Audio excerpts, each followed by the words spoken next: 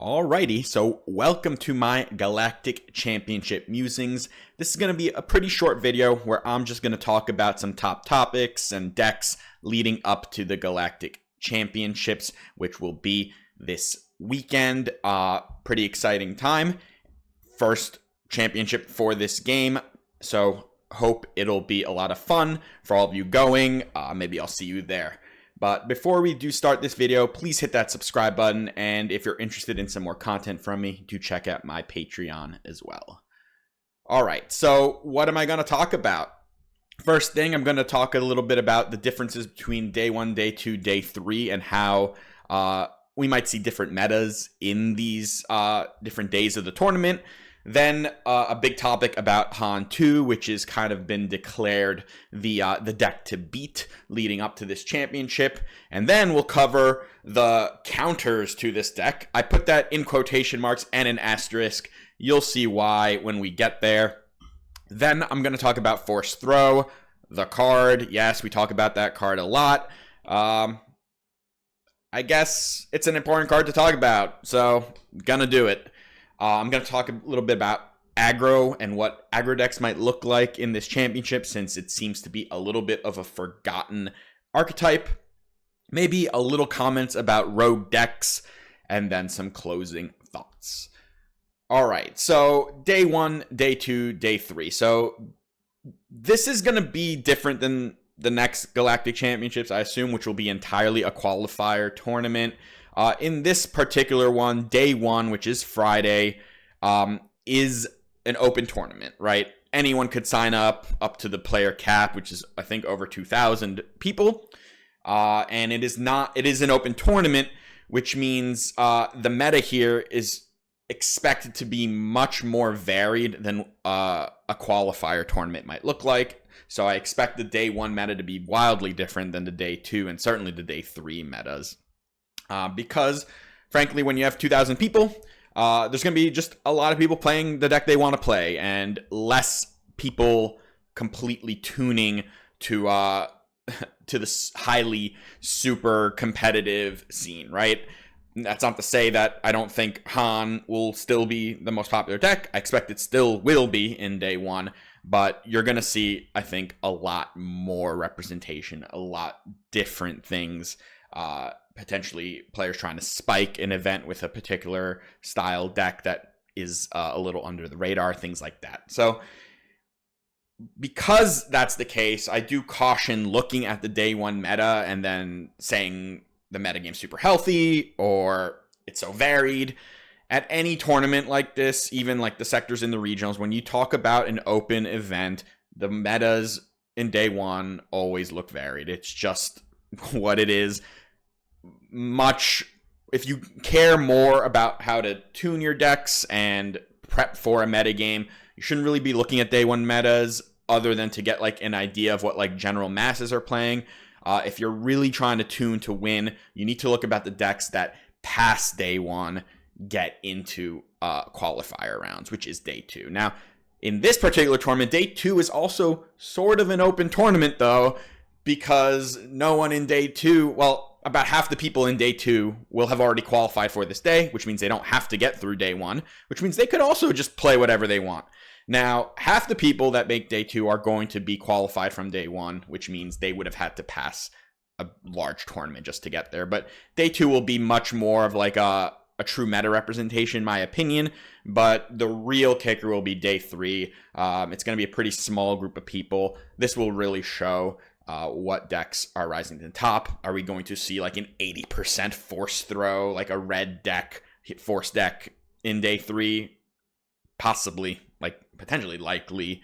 What kind of other things are going to squeak into that day 3, right? What will be the most played deck in day 3? These are all really important things to think about and try to guess currently so that you can prep for these days. And then after the event, it will also be important in targeting your next tournaments, which will be PQs that start 1 week after the Galactic Championships. And yeah, that's a very short turnaround for some people, a week to prep. Don't know if there will be suspensions between that week. So if there are, I mean, throw everything out the window. The meta will be completely different. All right, let's talk about Han. This is like the big elephant in the room. This is the deck everyone thinks is the best, and then everyone is trying to counter at the same time. It's a mid-range deck, and mid-range decks are notoriously difficult to counter because they don't really operate on any like one axis, right? They're just like a pile of good cards. There's not much to counter here. Like if there were anti-force cards in this set or in this game, then there would be some ways to target it, but the anti-force cards are limited draft fodder. Unfortunately, they are not constructed playable. So no, there's not really a true way to counter this deck. There are some strategies that you can employ to beat grindy mid-range decks, and we're going to talk about some options in a moment. But yes, this has been established as the deck to beat. It's very, very powerful. It has an incredibly consistent curve because of Han's ability. Too consistent of a curve sometimes, when every unit can double as both its own cost and one less. It, of course, has extreme high rolls with Force Throw, as will all the Force Throw decks, frankly. So that's not something that separates it from some other things, but they are included, and it does it better than any other deck because it also plays Ki-Adi-Mundi, right? Or any Hero Red Force deck does. So the high roll Force Throw Ki-Adi stuff just exists. It steals games innately. And then even when you don't do that, you are still an incredibly consistent, the most consistent curve out deck in the game, with probably the most powerful leader ability, or one of most powerful leader abilities in the game, and just a pile of good cards. So difficult to hate out, although a lot of people are trying, me included, and you're going to hear in the communities that you tune into a lot of talk about decks that are good into this. I'm going to caution you right now not to get too caught up in that, because all the counter decks to this game, to this deck, which I put counters in quotations and an asterisk earlier, they're not actually counter decks to this. They're just decks that can beat it. None of them employ massive win rates against this. The decks that we will cover are the ECL Vader decks, which are separated into like quite a variety of different leaders. And then the like Tarkentown decks, which is Quinlan and Cad Bane, and then the pseudo Tarkentown deck, which is Talzin Red. It's not actually a Tarkentown deck, but it plays very similar like tempo style unit control gameplay as those two decks. That's like 7 decks between all the ECL villain decks and those 3 that all at some point are being declared as favorites into this Han deck. And honestly, if there were 7 decks that were favored into this Han deck would not be the best deck. But everyone also still thinks Han is the best deck, me included, for the most part. And because of that, maybe we're overestimating the abilities of all these counter decks into Han. Han can beat them. If you're crushing Han with any of those decks, I expect it has more to do with the Han. It's just not the case that any of those decks slaughter this deck. It just isn't. And that is why it's so sturdy. It is why everyone is gunning for it, because it's very good. It is just incredibly consistent and very difficult to hate at. Now let's talk about part 1 of the Force counter decks, which 2 of them are Force Throw decks in and of themselves, which are Quinlan and Talzin. And there's Cad Bane, right? These are all decks that can beat Han. They challenge Han in a certain way, right? Because they aim to control the board in the early turn, and they all employ very powerful leaders, as opposed to Han, who's kind of a dork when it comes to a deploy. So they try to get advantage, push that advantage, keep board, and then like kind of turn the game around quickly as Han stumbles a little bit with his like 1 unit a turn sort of gameplay. They're all good decks. None of these decks are true Han 2 counters. Sorry, they aren't. Han can beat all of these decks. Han needs to know how to navigate these matchups. They can be difficult matchups to learn how to navigate as a Han player, but the lines exist, and all these decks I expect will be present. They are all good decks. They all struggle with different things for different reasons. They have weird matchups into each other. Like Talzin has a better matchup into Quinlan than it does into Cad, right? Like Cad is much, I think, more difficult, in my opinion, for Talzin than Quinlan is. Quinlan it's a little more even here, but has, because of its ability to like hand disrupt much better than these villain decks, has like better matchups into like the ECL Vader decks than Cat or Talzin do. So they all have like their niches, and they all fight into Han well enough to exist, right? None of them smash Han. Full stop. All right, next, the Force Counter Part 2, ECLing Vader. This one's probably headlined by Kylo ECL right now, but there's Gar ECL, there's Thrawn ECL, you could do Kira ECL. You could also convert these decks into Data Vault decks, turn them into like much truer control decks. You don't get the ECL anymore, you do get the Timely Vader, which is a little slower. I think the ECL version of all of these decks is better into Han specifically than the Data Vault versions. Now, why is this deemed a counter deck to Han 2? Well, because ECL Vader is very good against Han 2, right? You pretty early in the game can remove 2 units off the board. You can curve out from there, take control. You have this giant unit. The deck can clunk out sometimes. Again, it plays like one guy a turn. So yeah, like these decks all in different ways have game into Han, like Kylo, right? Kylo does the ECL turn followed by a giant 7 flip Kylo turn, so it's like a double kill with Vader and then a double kill with Kylo, and often that's what that's like your whole game plan, right? You're trying to ramp, you're pretty consistent at this because you also filter cards, then you try to set up your ECL, either Vader or Anakin, and then you set up your Kylo. Hopefully you have like Craving Power in your discard pile. And if all this kind of goes right, that's very good. And it beats Han a lot. Does it smash Han? Absolutely not. Are there post-board things that Han can do to make that Kylo matchup much better? Absolutely yes. So I caution, again, don't take this Kylo deck and say, I'm a 90% win rate into Han and I don't need to care about that matchup. It's not the case. You do not slaughter Han. Same with Gar ECL. It's like basically the same thing. You just hope you find Vader in time. If you don't, you probably get run over. Kira ECL has a little more insulation in the early turns because of her flip, but her flip is also tough to like generate a lot of value against Han. But again, she's got the ECL Vader. This is a lot of these decks. Thrawn as well. I don't have much to comment on Thrawn. I haven't seen that much, haven't played it that much. But when you don't draw Vader, it's tough. Now, Kylo also has Anakin, so it's a little more consistent in its play patterns than these other decks. But Kylo is also a little more narrow and has more ways to actually like hate it out because it's much more reliant on its leader and its like proper cards in the discard than some of these others. But these are all decks you're probably going to see as well in some combination. And again, they're not like crushers of Han. If they were, they would be the best deck, but they aren't. And they also struggle with hard aggro to various degrees, right? Like Kylo probably the most, Kira probably the least because of her cost. And then somewhere in between, you've got these Gars and Thrawns, which I expect you'll see a lot less.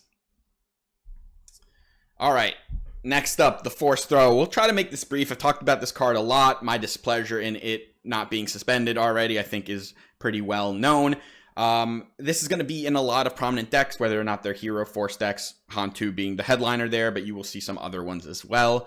The Talzins and the Quinlans. You might even see some other villainy decks running this, whatever it may be. It's going to be everywhere, and it's just a high variance card. It's going to cause a lot of non-games throughout the course of this tournament.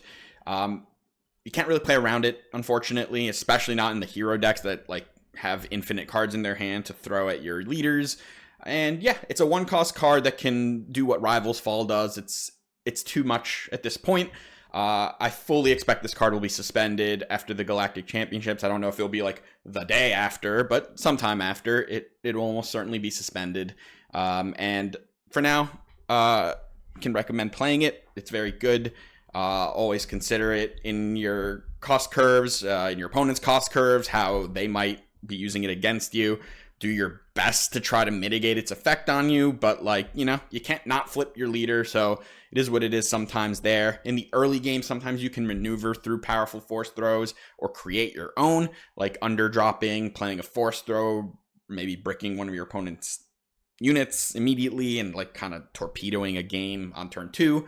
So use it to your advantage and, you know, take, like, it is what it is. Like, if it's gonna make you lose, just say so be it, because it's gonna be the case for a lot of people at this tournament. All right, Aggro. What's up with Aggro? Darth Vader and Sabine are kind of the headliners here. And, you know, not a ton to say about this. These decks are essentially unchanged from set 4. Very minimal changes. Why are they not going to be as popular right now? I think it's just there's a lot of... They've kind of lost a lot of their agency because of Force Throw, honestly. These aggro decks can't really afford to, like, get their early turns bricked every game. Sabine, like, getting her leader just one shot for one resource. Vader, right? Either getting his leader one shot or just getting, like, 2 for 1 on turn 2 because all of its units have no health. It's very difficult to maneuver. It's difficult to beat every different kind of force throw deck consistently. And, you know, the headliner, which is Han, also has a lot of other ways they can mess with you, namely restore units, Grogu, which is an absolute nightmare specifically for Vader, Chirrut, who's an absolute nightmare specifically for Sabine. So I don't expect these decks to be like the most played decks, but I do think they will be around. Vader has the other issue where there's tons of red in the meta right now, which means Bombing Run is a very accessible sideboard card for a lot of decks. But if people don't respect Vader, it will win a ton of games. That's no doubt for me there. It's a very good game 1 deck, especially. So that's kind of a pick your poison kind of thing. If you're going to run with Vader, you do need to expect that there'll be a lot of hate flowing around in sideboards for you. Potentially even main decks are going to steal games from you because of Force Throw. But if people aren't respecting your deck enough, you get a lot of free wins. Sabine, a little harder to hate out, but you know, I think that the Chirrut stuff is very difficult for Sabine right now. And, you know, once again, like Force Throw being everywhere, it's like not one deck anymore, is going to make Sabine much less consistent. But both are still powerful decks. Both should still be around. All right, rogue decks. Well, this is going to be a really quick topic. I'm just interested to see if something sneaks through that maybe I didn't expect, maybe others didn't expect. I'm not going to tell you what the rogue decks are. That's the whole point, is I don't know what they are. But it'd be cool to see if, like, not so much day 2, but I'm talking about day 3, right? I think there will be rogue decks in day 2 simply because some people can just queue them up without having to qualify through day 1, right? If you've already won a PQ or top 8 in a sector or regional, you're just in that day. You can play any deck you want that day. So there will certainly be some spice in day 2. But day 3, that's the one I'm going to look to see, what weird leaders, what weird base combinations did we find that maybe I didn't look at that has true potential in this meta. All right, closing thoughts for you. So we're going into the first Galactic Championships, which is a big deal for this game.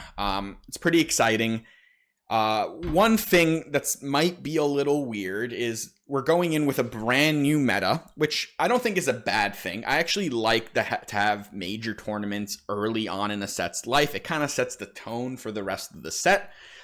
You often see like really weird stuff like do well at tournaments like this, and then maybe you never see them again. Like, that's pretty cool to see, like, something just spike a Galactics because, like, everyone was preparing for one thing and something kind of flew under the radar. But it does, like, give you a really nice starting point, a lot of good players playing a lot of good decks, and you kind of just kick off the season with ideas. What is going to be extra weird right now is the fact that we are very likely not going to have this meta for the rest of the set, right? I've already said that I expect Force Throw will be suspended. I'm not sure it's the only thing that will be suspended, to be honest.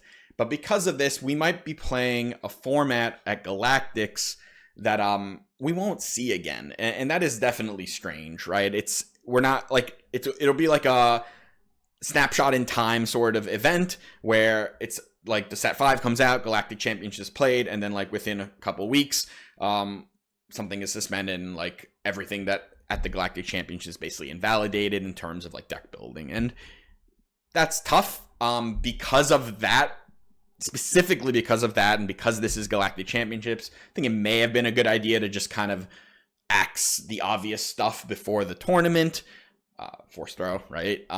But it didn't happen, so maybe there will be no reason to review the metagame after the Galactics, right? There might be just this gap where we're just waiting for the announcement, and that's something I have no insight on specifically. I don't know, but I guess is what I'll say. But that's really all I got for you. This will be the only video this week as I'm traveling to Las Vegas for the convention. If you're there, come say hi. The next video will be kind of a recap of Galactics and my experience there, and maybe we'll talk the meta too if it's exciting enough to talk about. And that'll be the next week sometime once I get back home. So yeah, let me know what you think of the video in the comments. If I talked about force throw too much, I'm sorry. I think it's an important thing to mention. If it bothers you, I can't help you there. It's just the topic of the day or the month or the set right now. So, you know, the videos, I have to cover what I think is important for the game, especially the competitive part of the game, and force throw is number 1 right now. So, yeah, let me know what you think, and until next time, take care.